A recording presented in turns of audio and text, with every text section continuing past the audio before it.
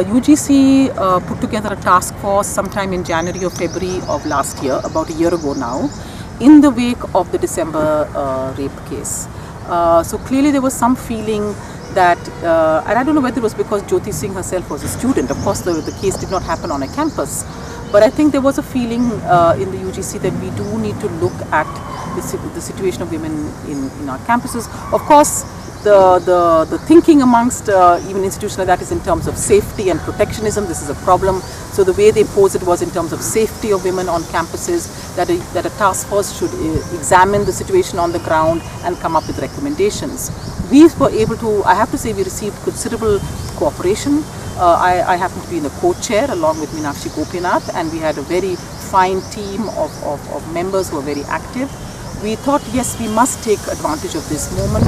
We must look at the situation not from a protectionist perspective, but from the perspective of women's basic freedoms, the nature of gender relationships on our campuses, and the general feeling that indeed a kind of silent revolution has been indeed happening on our campuses, where more and more women are entering this institution, more and more, even if in a very, very unequal way, Dalits, Adivasi, Northeast students, OBC students, thanks to some implementation of reservations and so on, a smaller percentage of Muslim students, I would say even a growing proportion of rural students, which say 20-30 years ago were nil on our campuses. Our campuses till about 20-30 years ago were elite institutions. They are no longer elite. I will not call them democratic. I think there are deep inequalities, but nonetheless I would say something has, that's why I call it a silent revolution, something fundamental has shifted. It's a much more heterogeneous group. Some groups are very poorly represented. Dalit women are clearly very poorly represented. Adivasi women, rural groups more generally, have to leave their homes, come to hostels or spaces in urban areas to be able to access higher education. But it is in this space that we must look at the nature of gender relationships, the nature of sexuality issues, the extent to which there is violence, the extent to which faculty and administration are violating their basic, we came across, for instance, considerable amount of harassment on the part of faculty, including, I should say, in the sciences, where there is the least, I think, maybe I won't say this, but certainly in the sciences, the situation can be made worse because of the deep dependency of especially research students on the professors, on the laboratory conditions within which they have to work, which render them vulnerable. So we were actually, the whole experience was one where we, on the one hand, we sent out questionnaires to all the institutions within the UGC. Some of them wrote back, some of them didn't. We also visited various campuses, both state university campuses and central university campuses, in the form of open forums, which was a very, very amazing experience for us, because literally, in some of these places, thousands of both students mainly, but faculty and administration spoke up. And what became very clear is that there are deep issues on our campuses. Yes, this is a space of freedom, this is a space to experiment.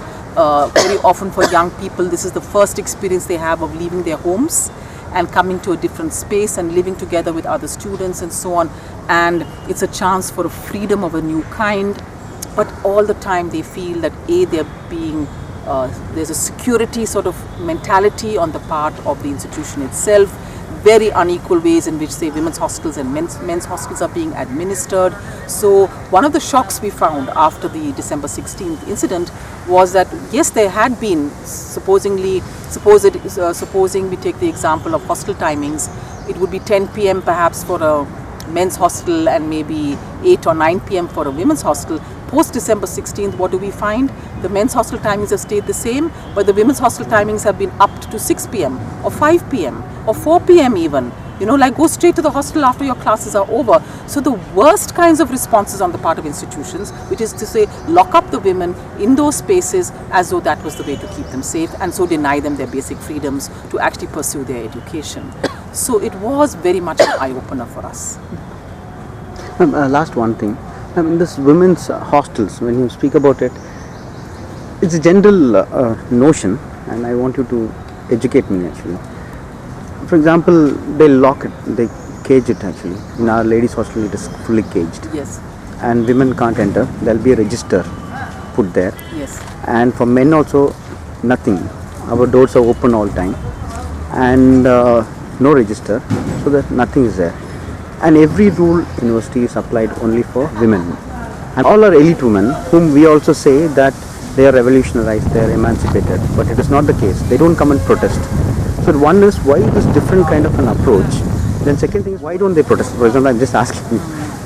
A large number are there. They don't protest. Some do and some don't. Yeah. So why do many women not protest? Why do many women buy into the protectionist regime? And this is the patriarchal trap.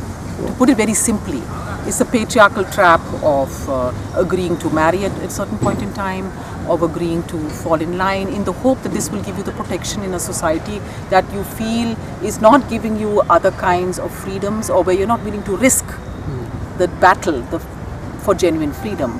So similarly in hostels, you imagine many young women are leaving their homes for the first time. They're leaving their parents. They're still probably under the protection of their parents. They're probably financially dependent on their parents who are paying their fees for them. Yes, unless they are sort of scholarship students. And in exchange for this freedom, they then buy into, as it were, this protectionist logic, whereby they feel, okay, if I will not protest, so that I will be left in peace to pursue my studies. If I make a fuss, if I create a problem, the next thing I know, I may be thrown out and I'll be sent back to my home. So I would rather lie low, buy into this unequal protectionist logic in exchange for the few years of studies that I will then get in exchange, and in the hope that I will be able to complete my studies. So this is the tightrope that many women are walking, and in spite of having the privileges perhaps of an elite family background or an urban middle class background, they are nonetheless caught in the, it's a vice. So obviously we must break it, obviously we must fight it, obviously women should step out. The Women's Reader was published in 2008. It's a compiled work of an edited work. Yes. And there were different writings represented there, and so that, how was this Women's Reader itself, Women's Studies Reader, how did that idea came for you at 2008? Okay. Well, it was published in 2008, but it was actually the product of almost a decade of work, because it contains almost 80 articles in 13 different sections, beginning with the new movement of the 1970s and ending with issues of, say, caste, sexuality and so on, which were, I think, more recently crystallized in the movement. So it was actually a decade-long effort on my part. It began when I was actually a part of Anveshi here in Hyderabad, and then I moved to Delhi in 1997. I continued the work there, and of course there were many interruptions. So it actually has spanned a very long period of time. And the idea there was to bring to this new moment. We've had a movement, we would say, from the 1970s. We've also had some kind of a women's studies movement, people call it, from the 1970s, but in a very, very tiny way, meaning there was SNTT Women's University in Bombay had a women's studies research center. But other than that, there were no actual women's studies institutional spaces. So most of the thinking of the movement was either outside of the university context, or it was within the existing disciplines of economics or history or literature and so on. So it was in the, I would say, from the mid-90s onwards into 2000s that women's studies centers and an idea of what is women's studies. There was a lot of confusion in people's minds in relation to a movement. A movement is, after all, a political force, happens maybe mostly outside of institutional spaces. The idea that there should be a field of study, and even a field of study where you might actually call it a quote-unquote discipline. You see, the idea of women's studies was that it should never be a discipline. It should be anti-disciplinary, it should raid the existing disciplines, it should transform education overall from a feminist perspective. These were the, you could say now maybe somewhat grand ideas that a founding generation of feminists had in the 70s and 80s. They didn't want to see a women's studies center actually, separate from the existing overall university. But we did see then centers come up. UGC also sponsored some of these centers across the country, within which there was a lot of confusion. So I hoped that this Women's Studies Reader would be a kind of response on the part of someone who had a feel for this movement and all the writing that had emerged, a way to compile, bring together from the 70s to the 2000s the range of writing that could be called women's studies. Okay. How many, there is a different arguments on women's studies. One of the major arguments is brought up by Dalit women. One is they say that no, they don't reject this women's studies. They do say that there is a patriarchy which everyone faces the problem. But they say this patriarchy, which the argument which is put forward by the Savarna people, that doesn't go towards the reach towards the Dalit women. So that the writings which were represented, was it there were writings from other different kinds of voices were represented? How do you see that actually? Yes, I would look at this in two ways.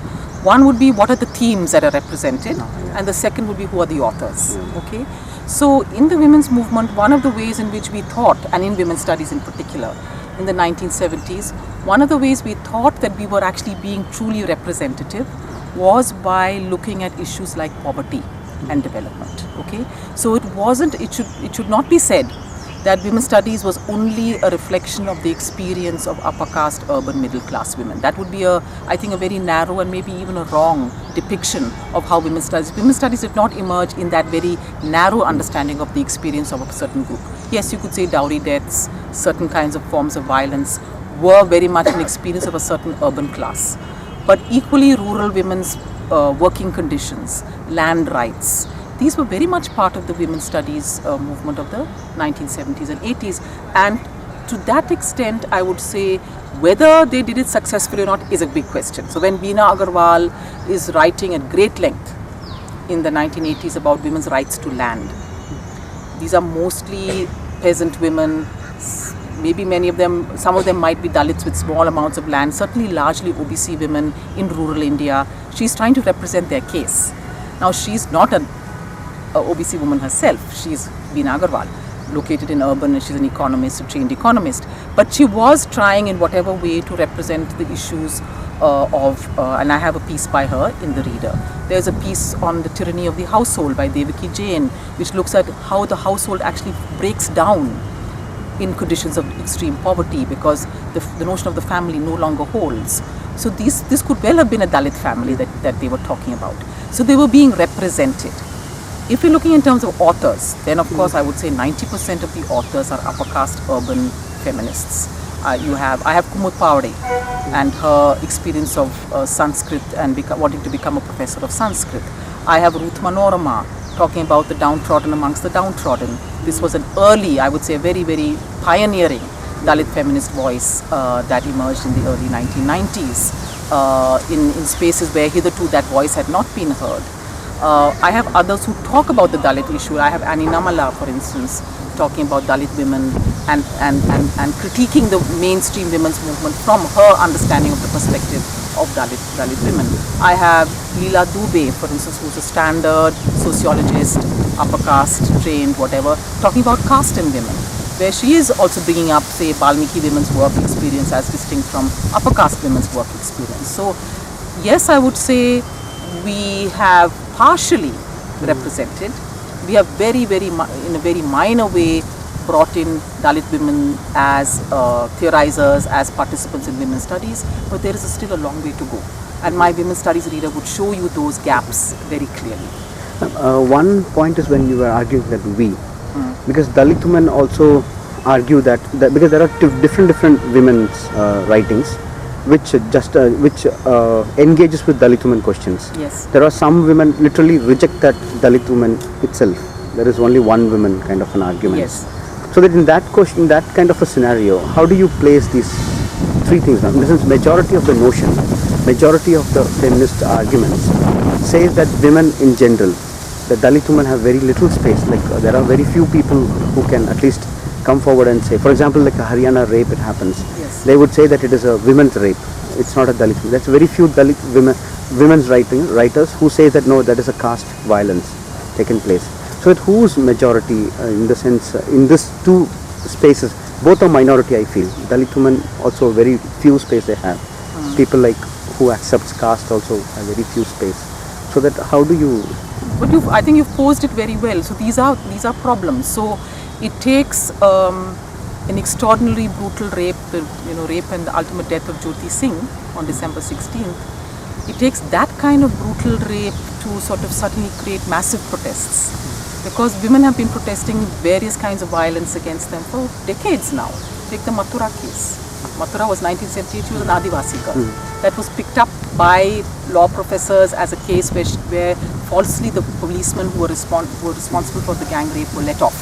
But Adivasi question in that Mathura race was not that much. Was not raised. And also that question of Mathura case was looked as a woman, not like an Adivasi woman. Yes, so we are caught, so you see then, to some extent you could say there's a kind of one can get caught on both sides.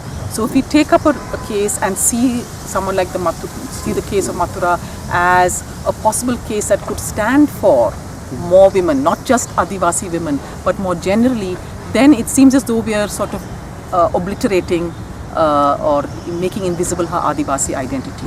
If we only say Adivasi, then perhaps we are seen as only, stigmatizing or marking out, or as it were, in some way diminishing her status as possibly. Why couldn't the counter argument would be, why can't an Adivasi woman represent all women?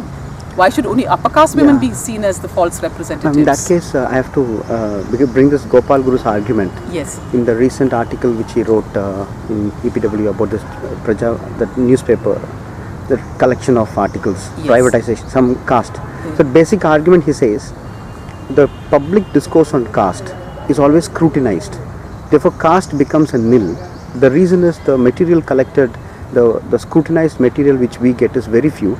And on the ground there are so much. Therefore, it becomes like a stigmatized topic of caste. Yes. Therefore, when an Adivasi woman, is that the reason also that feminist movement, or many people when they say that laborers and even landless laborers, and certainly it is not a Brahmin, certainly it is certainly not in the sense at least them, but there will be upper castes also who would be laborers. But why this caste is very, very, even the left movement and various space. So that is that the reason? That's what I was thinking, that Adivasi also can represent women, but Adivasi itself name. No, I agree with you completely. I mean, I do think that, and this is why the way I would look at this is in terms of my own autobiography. I would say that for someone like myself who was vaguely aware, I mean, I come from a Christian background in Kerala, where indeed the caste system was very deep. Okay, you have to in Kerala and women also very women's question also is very. Yeah, the women's question is huge, but the caste question is very visible. In the Christian church in Kerala, I don't know if you know this, there are separate churches for Dalit Christians and for the so-called upper caste Christians. And upper caste Christians strangely believe that they have been, I mean, it's not even clear to me what their caste is, but they claim that they have been descended from the Brahmins, no less than the Brahmins. So there's a very, very, and I mean, I didn't grow up in Kerala, but I had a sense of that. But it remained very peripheral, I should say, to my own sense of myself. It was only after Mandal, I think, that the question of caste actually imploded into my life. Okay, and my castelessness, as it were, had to be deeply interrogated, and I had to. It was a very destabilizing, disorienting moment for someone like myself. So, for many of us, and this includes many, I would not say all, but many in the women's movement were similarly destabilized at this point in time, because they did think that issues of caste would be dealt with through poverty, say. Because most Dalits and most OBCs are poorer than others. So they thought if they solve poverty, if development actually reaches, then somehow caste will be, how shall I say, eradicated. It was maybe a reformist agenda, I should say at this point, looking back. That there was a reformist agenda that believed that if we don't tackle caste directly, we can tackle it indirectly. And in fact, that's a better method, because then we don't name it and we will sort of sort it out and it will disappear. Now, we have been proven quite wrong in that reformist agenda. And indeed, I think the big question for us in the 1990s is, what is caste in the first place? How is it working in a quote-unquote casteless mode? How is it reproducing itself in modern colleges, universities, where suddenly we discover that indeed the Dalit students are sitting in one corner of the hostel. We thought everybody's living together, nobody's thinking about caste, but indeed caste is very, very present, even if in this kind of slightly, I should say, subterranean mode. It's in this invisible mode that is actually reproducing itself. So for us, we had to deeply interrogate, therefore, the extent to which we were mistaken about how even amongst Dalits and OBC women, the caste question is very much alive in their lives. They are deeply oppressed by this structure, even though we believe we're not reproducing it, even though we believe we may be casteless. So I think a lot of good work did emerge in this period, both long, I would take someone like Sharmila Rege, in her deep interrogation of the long histories of the Dalit women's movements in Maharashtra, which came out in the form of the Writing Caste, Writing Gender book. Other works of a similar nature, V. Geeta, with her interrogation of the anti-Brahmin movement in Tamil Nadu, Uma Chakravarti's excavations of early Indian history and Brahminical patriarchy, and these are all upper caste women, upper caste feminists who are excavating for us the ways in which we are implicated. We as upper caste women are implicated in the reproduction of caste, and what are our responsibilities in response to that. They must come when the cases in Haryana of young girls, school-going girls, these are young girls no different from Jyoti Singh. Yeah. In no way or form are they different from Jyoti Singh. We've met some of them going to school, going to college, and then Jat boys are telling them, we can take advantage of you as we wish and you have to keep quiet. The day must come when this is as unacceptable in the public mind as the Jyoti Singh situation. But we have to collectively, I think that's where the Dalit movement, the women's movement has a collective responsibility to think, how do we take this forward together? What will it take to transform this mediatized public opinion, which is so selective in what it thinks of as a criminal activity and what it's willing to forgive or forget. I think that's where we are today. Dalit women keep on argue, which also they say that Hinduism is the sole reason for us for suppression, like Jogini system, even from the beginning for this sati system, this dowry, and also the widow remarriage. So they say that Hindu, and even in the caste perspective also they say caste is the root of this Hinduism, and then Dalit women strongly reject this Hinduism as a mode of oppression. Yes. So how does the feminist movement, how do you see and how does the feminist movement in a large perspective, ma'am, see that? I think we would broadly agree. Okay. I think we would broadly agree. We would probably, at least I would want to connect the critique of religion and culture with a critique of the larger structures that are reproducing these kinds of cultures. So, for instance, when the Roop Kanwar Sati happened in 1987, yes, we would want to see the ways in which a kind of Hinduism is sought to be revived in that particular region of Rajasthan, and but if you want to understand the reasons for that kind of revival and Sati worship and so on, we can't only abstractly blame Hinduism. We should blame a certain political economy in that region that is leading to a certain investment in temples and in other, the structures that go into the reproduction of those sorts of things. So I would myself want to find a way to bring the cultural question together with the economy question, because I think a lot of the kinds of violence as well as discrimination as well as exploitation at every level of our system, including and especially for Dalit women. I mean, we have sex ratio imbalances today, including within Dalit families. Now, should we only blame Hinduism for that?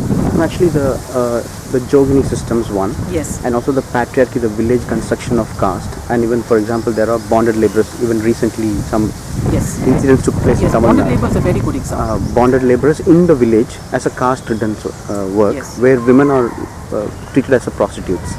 So that this is called as a Panchayat Raj system, like the Ka Panchayat. This all approved by the Hindu Rashtra also, Indian government also. Yes, I agree with that. And also this part is part of the Hinduism itself. Yes. So that Dalit women say that this kind of religion, which, and even Ambedkar said that the riddles of Hinduism, or even the Panchayat, he said that Panchayat is the root of everything. Yes. So that I would rather put it this way, that Dalit women see the root cause. Dalits also see, but Dalit women see the patriarchy. Patriarchy is normal. Normalness, it's there. But they say the suppression of women, Dalit women, is part of this whole Hinduism itself. And there is no differences between the cultural and the political, like that. Okay. So they literally argue and completely reject this Hinduism itself, actually. But how do you? I would agree with that, but maybe I'm coming at it from a different angle, meaning that I locate Hinduism as a cultural form that is in turn being reproduced through material, economic, and other means. So, and I personally don't believe in religion. So that is my. I mean, I have grown up from a Christian community, and I have come to reject that particular form of Christianity. But perhaps, and I would say this much, that we would, many of us thought that by becoming more atheist in our orientation and having a general critique of religion, more generally, that is to say, the role that Christianity has played in perpetuating patriarchy, the role that, say, Hinduism has played, and so on, Islam, and so on. So we have now, I think to some extent, we may want to rethink some of those ways, because there are obviously multiple ways in which religion can be critiqued. The one that the women's movement has, I think, taken the most road is the mainstream, more left-inspired route of seeing religion as an ideology of oppression, more generally, right? And Hinduism is part and parcel of that. I think the strength of the Ambedkarite and possibly many Dalit women's critiques is to look much more specifically at Hinduism as a very specific kind of oppressive structure which has been responsible for something like the caste system. But on the other hand, I would want to say that even Christianity in India did not reproduce the caste system within Christianity. So it's not necessarily unique to Hinduism either. They say that caste is taken from everybody who converted into Christianity. Yes. Like Nayars. They took into Hindu Nayars, became Christian Nayars. Though the religion changed, but the caste they maintained, even the Muslims. So that raises a separate question then. Yeah. So then, what is Hinduism then? If indeed it persists when you're no longer calling yourself Hindu, when you're indeed going to a church, when you're rejecting the many gods and texts, etc., that justify Hinduism, what is it then that makes caste continue to live on? So that to me is an important question. So I would definitely want to read and take more seriously the Ambedkar critique regarding the centrality of Hinduism in the reproduction of caste. But I think in today's world there's been a kind of maybe delinking to some extent. Caste is able to reproduce itself even outside of Hinduism. It's even able to reproduce itself in secular spaces that are seemingly not religious. So I would like to give as much attention to how that might be happening. What is it that so-called irreligious, atheistic people are nonetheless doing to perpetuate the system of caste? Would be a question I would also want to bring onto the table, along with this long history of Hinduism and its role. Reflect on Dr. B.R. Ambedkar. There is a Dalit woman do argue that the entire movement of Ambedkar has been erased in the feminist movement. And Jupaka Shubhatra also go to an extent and say Ambedkar got cheated, since she says that. Yes. So that, how do you see that now? I think that's absolutely true. When I grew up, I heard nothing of Ambedkar. I heard nothing of Ambedkar in my own growing up. I heard Raja Ram Mohan Roy in my school textbooks, and then I heard about the women's movement. I never heard the name of Phule. I never heard the name of Aikali. I never heard the name of any number of other major leaders of movements who were very centrally concerned with gender. So my point is that from Phule onwards, we've had a series of men who have devoted their lives to eradicating gender inequality along with caste. So we have to interrogate this history. What is it about this history that gave us only gender as part of the social reform movement and eradicated caste? Ambedkar was equally eradicated. There was also this very unequal legacy of Gandhi, that Gandhi was seen as someone who was the friend of the women's movement, who in one point in his life even said, I am a woman. He even said this in the 1930s. You should think of me as a woman. And he glorified femininity and the virtues of femininity. All of this I heard about when I grew up.